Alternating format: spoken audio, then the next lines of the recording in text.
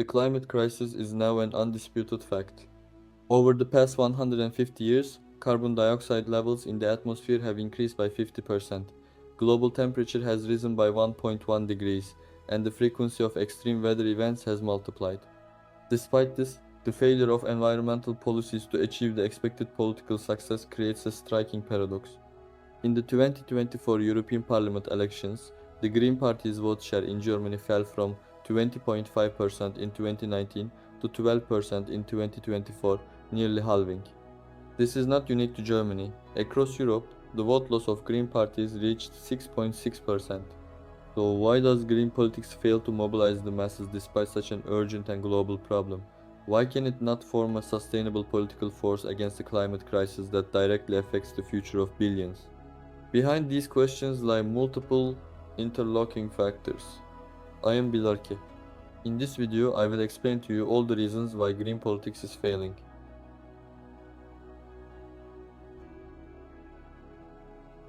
The most critical handicap of green politics is the elitist approach in its communication strategy. Environmental movements often use a language filled with academic terminology and technical jargon. Concepts like carbon neutrality, sustainable development, circular economy, and biodiversity loss may be meaningful to scientists, but they feel foreign to the average citizen struggling with day-to-day subsistence. This language problem is not only terminological but also psychological. Green policies are often presented within a framework of restriction, sacrifice, and giving up. Negative framings such as consume less and travel less give people the sense that they must forfeit their current standard of living. Yet, environmental transformation also creates positive opportunities such as new employment sectors, clean air, healthy living spaces, and energy independence. Public opinion polls in Europe show that although 70% of people see climate change as a serious problem, support for green parties remains in the range of 10 to 15%.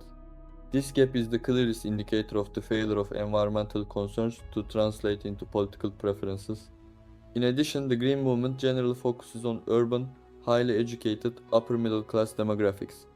The priorities and concerns of these groups do not overlap with those of the working class living in rural areas or the masses experiencing economic hardship. As a result, green politics is perceived as the luxury of urban elites. The relationship between modern states and the energy sector is not only an economic issue but also a geopolitical one. The fossil fuel industry is directly tied to countries' energy security, foreign policy balances, and macroeconomic stability. For this reason, state bureaucracies and existing institutional structures put up strong resistance against environmental policies. Germany is a clear example of this dynamic. Despite the Energiewende program, the country resisted phasing out coal power plants for many years. Behind this resistance were not only economic interests but also the regional power balances imposed by the federal system. Coal-producing states such as North Rhine-Westphalia formed strong lobbies against the central government. Similarly, examples such as Texas oil industry in the US, Norway's oil fund, Russia's natural gas diplomacy show how intertwined the fossil fuel industry is with state policies. Breaking this structural integration requires not only environmental policy change but also fundamental institutional reform. Even at the European Union level, the implementation of environmental policies is slowed down by the national interests of member states. Different national priorities, such as Polynesia's dependence on coal, France's insistence on nuclear energy, and the Dutch gas extraction industry, make it difficult to develop common environmental policies. During the COP27 climate summit, fossil fuel linked groups spent around $4 million on ads spreading climate disinformation on Facebook and Instagram. These campaigns are systematically carried out with the goal of muddying scientific consensus and creating doubt in public opinion. The Green Movement, by contrast, largely survives through volunteer work, small donations, and NGOs. This asymmetric balance of power creates disadvantages for green politics in every sphere, from media visibility to political influence. The weekly advertising budget of a major energy company can exceed the total annual resources of a mid-sized environmental organization. One of the most important reasons for the lack of social acceptance of environmental policies is the unfair distribution of the costs of these policies. Regulations such as carbon tax, fuel price increases, and bans on old technologies do not affect different income groups equally.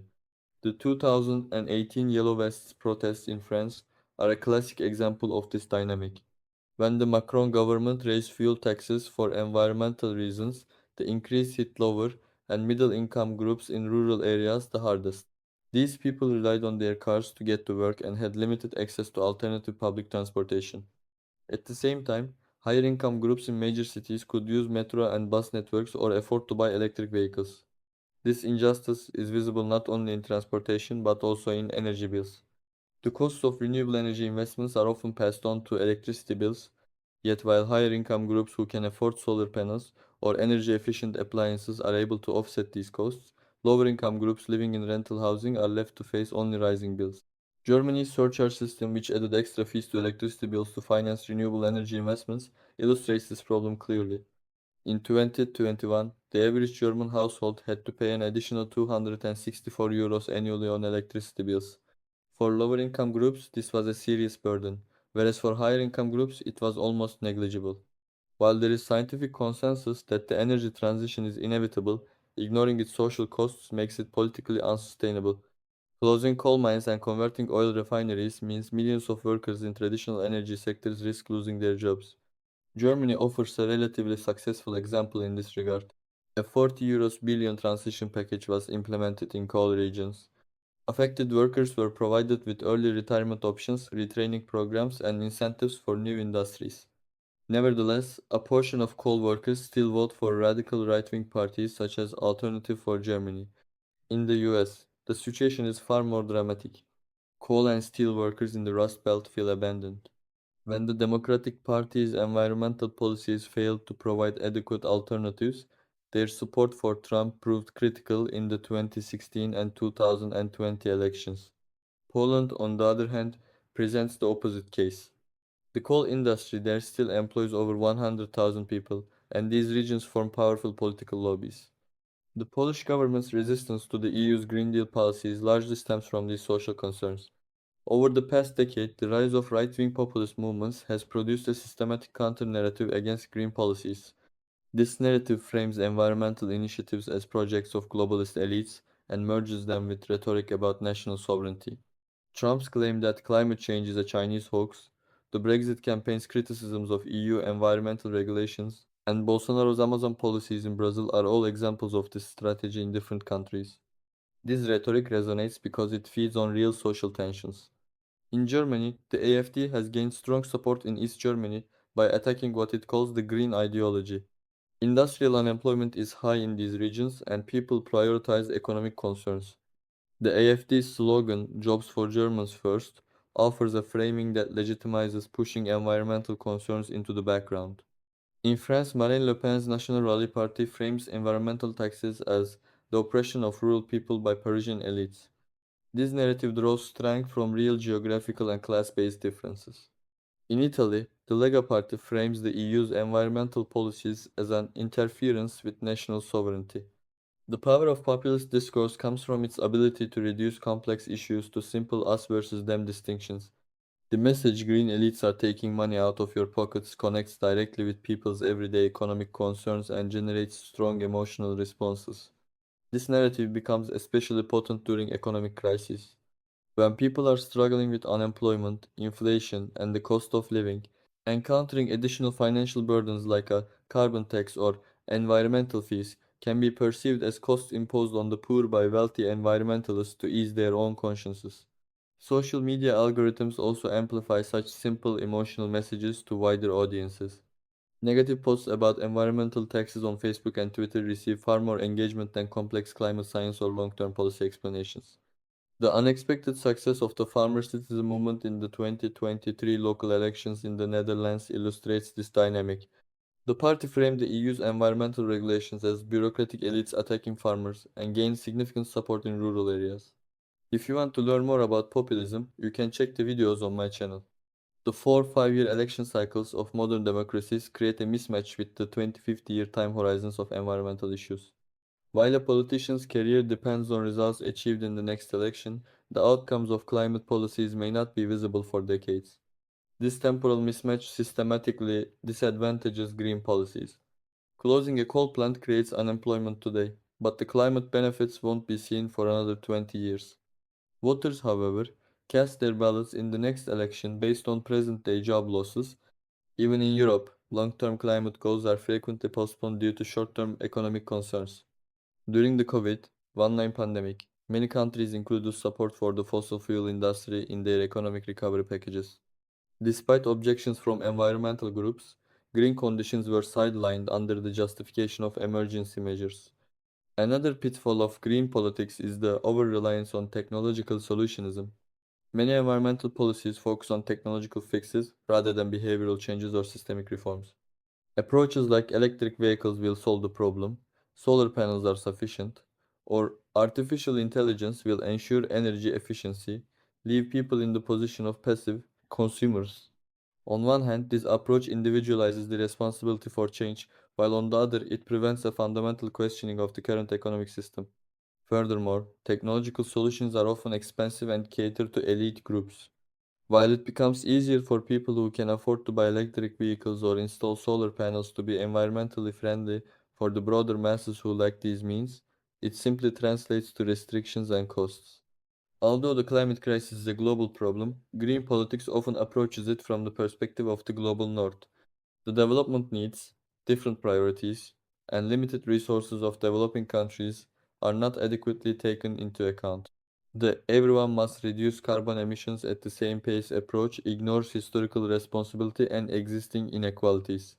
When per capita carbon emissions in the US and Europe are still 10 times that of India, expecting the same obligations creates an injustice.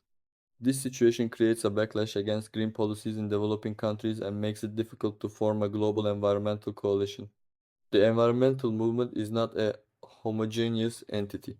It contains a wide spectrum of different groups, ranging from radical ecology activists to technocratic green parties, and from anti-growth movements to proponents of green capitalism. While this diversity can be a source of richness, it can also create problems in terms of political effectiveness. The differing approaches to nuclear energy clearly illustrate this issue. While the Green Party in Germany vehemently opposes nuclear energy, some environmentalists in France view it as a clean alternative to coal. This inconsistency is a factor that undermines the credibility of the environmental movement. Similarly, different approaches to the economy also weaken unity. While some green groups seek solutions within the capitalist system, others demand systemic change. These ideological divisions make it difficult to develop a common strategy. Furthermore, the environmental movement often operates on an issue-based approach. Groups specializing in different topics like forest conservation, air pollution, or climate change struggle to create a comprehensive political vision. The logic of modern media is at odds with the long-term and complex nature of environmental problems. While the 24-hour news cycle focuses on dramatic and instantaneous developments, slow-moving processes like climate change are overlooked. News about climate change is often limited to dramatic moments such as natural disasters and extreme weather events. Outside of these instances, environmental topics fail to find a place on the media agenda. Meanwhile, the fossil fuel industry maintains its visibility in the media through continuous PR campaigns and sponsorship deals. On social media, the situation is even more complex. Technical subjects like climatology do not fit the short and punchy content format of social media. In contrast, populist messages like environmental taxes are ruining the economy are far more prone to going viral. Additionally, environmental groups are often inadequate in their media strategies. They fail to effectively use modern communication tools such as professional PR agencies, campaign management, and influencer marketing. The challenges faced by green politics are too complex and multifaceted to be explained by a single factor. Numerous obstacles are intertwined, ranging from communication problems and structural power imbalances to economic injustice and the time constraints of democratic systems. The dramatic losses in the 2024 European elections indicate that these problems have now crossed a critical threshold. For the Green Movement to survive, a fundamental strategic reassessment is essential. This requires developing more inclusive language, policies centered on social justice, comprehensive transition programs for affected segments of society, and far more effective communication strategies. Furthermore, it is crucial to focus on systemic changes alongside technological solutions and to adopt an approach that takes global injustices into account. Against the billion-dollar resources of fossil fuel lobbies, it is no longer feasible for the green movement to be content with mere moral superiority. There is a need to create innovative strategies to level this asymmetrical struggle, build strong coalitions, and produce alternative narratives that can change the political landscape. Considering the urgency of the climate crisis, it is critical for green politics to overcome these structural problems, not only for environmental reasons, but also for the sake of democratic sustainability. This is because as environmental crises deepen, authoritarian solutions become more appealing, and democratic systems come under greater threat.